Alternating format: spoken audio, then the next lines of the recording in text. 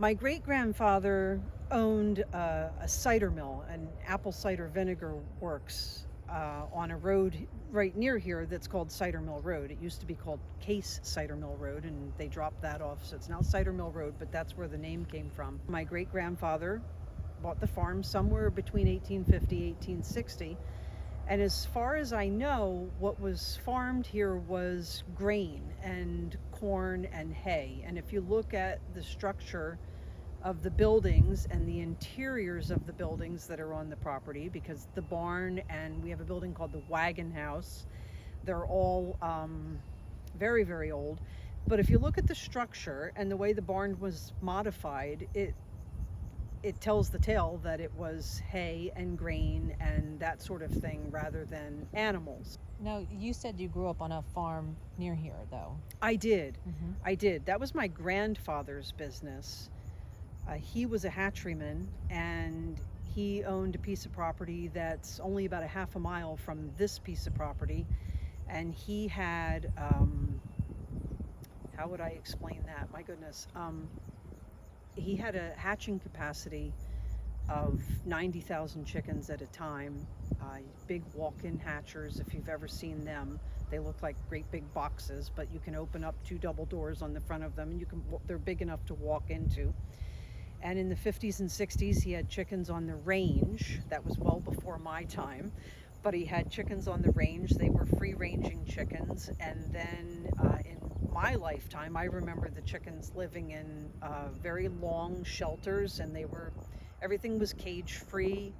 Chickens were up on wires, so they were never in their own excrement or anything. It was very clean, and he was that kind of farmer. He was very innovative. We have a new farmer here now, and that was a very easy process because once everybody knew, word spreads, and once everybody knew that we were going to change farmers, there was more than one person that was interested in farming here. And coordinating with this farmer was particularly easy because he's a local guy and he's been around the area for all his life, and he knows this property very well because he just has been here for so long. So the coordination process was kind of, a couple phone calls, a couple text messages, an agreement, and I know some people do that very much in a legal fashion on paper. We kind of did it on a handshake, and I'm hoping that the farmer that we have wants to continue farming here. I like the crops he's growing. He's doing a very good job taking care of the property, and he has hay in a couple fields and some sorghum. Next year, maybe some corn, but I don't know for definite, but it's, that's up to him. But it's good to have the property in agriculture, and it's a beautiful thing. The family's been on this property since sometime between 1850 and 1860, so it's a long time.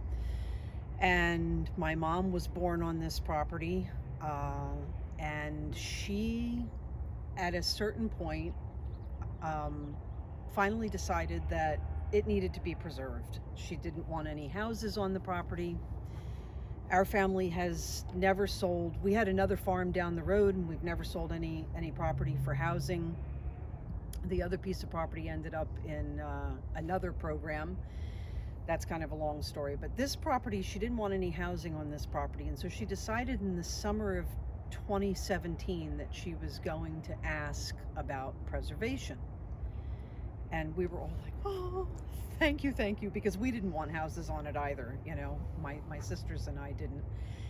And she started in the summer of 2017. I think it was August or maybe late July when she started asking some questions about it. And the preservation was complete in July of 19. It was a pretty quick process.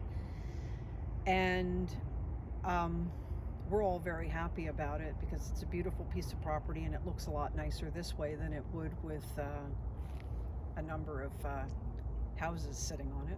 This farm was preserved directly with Yes. the State Agricultural Development Committee, the SADC. So you dealt with one of the project managers, Stephanie Miller, there. That's right. And the township. So how was that process?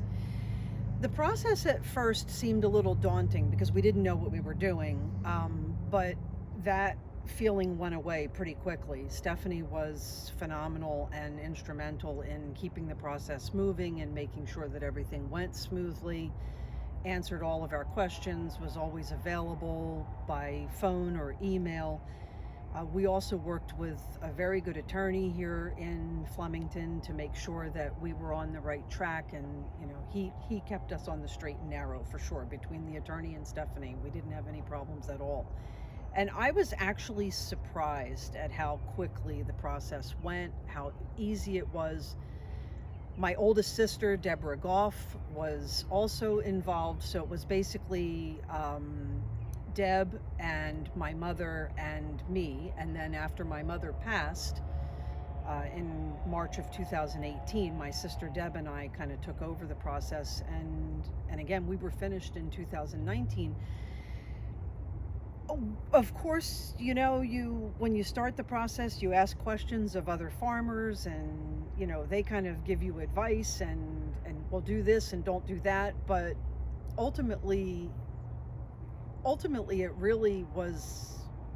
I felt it was pretty streamlined, considering everything that has to be done and everything that has to be considered. I thought the process was pretty easy. There's always somebody to tell you what you need to do next, and how long it's going to take, and I thought it was easy. So you've been involved in or on a farm basically your whole life.